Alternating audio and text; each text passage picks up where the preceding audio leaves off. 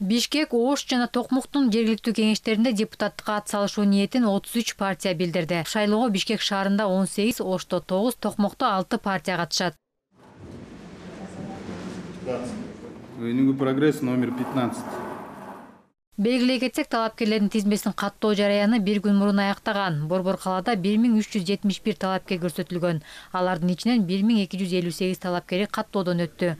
Ошондой эле ар кандай себептерден улам 113 арыз ээси каттоодон четтетилген. Өткөн шайлоодогудай болгон бузууларды бул добуш сатып алуу, административдик ресурсту колдонуу боюнча тыюу салынат деп кайрылдык. Ошо бүгүнкү күндө эскертүү берип атабыз дагы бир жолу.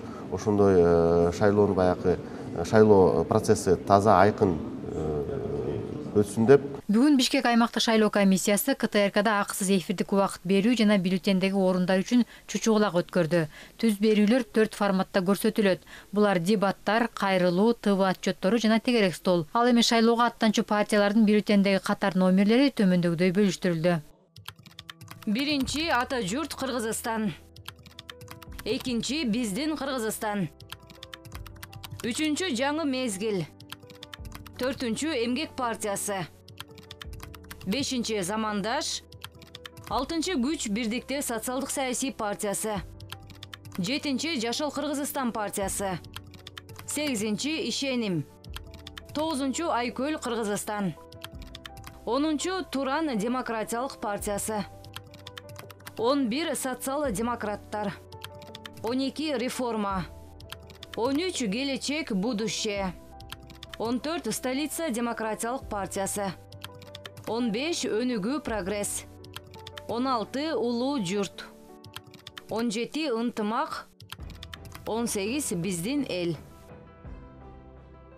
Бюллетендеги 19 пункт баарына каршы деп көрсөтүлөт. Жергиликтүү кеңештерге шайлоодо жеңишке жетүүнү каалаган партиялар мурдагыдай эле 7% чектен өтүшү керек. Бүгүнтөн баштап партиялар үгүт иштерин жүргүзө башташты.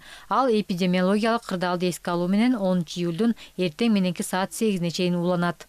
Шайлоону даярдоо өткөрүүгө байланыштуу борбордук шайлоо комиссиясы, аймактык шайлоо комиссиялары менен биргеликте жерлерде өзүн өзү башкаруу органдары, башка мамлекеттик органдар менен шайлоону мыйзам ченемдүү өткөрүү максатында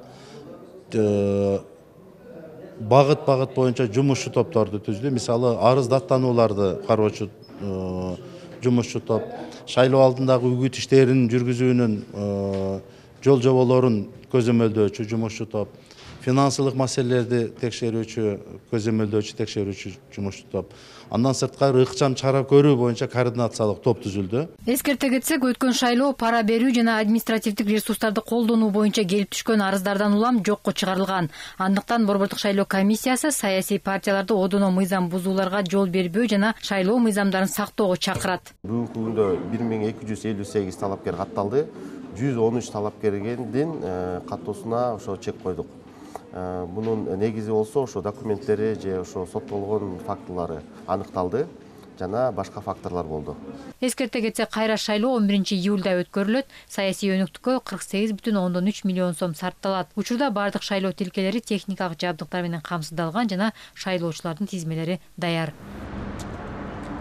Анара Мамедкадырова, Жолболду Байсаев, ЛТР Бишкек.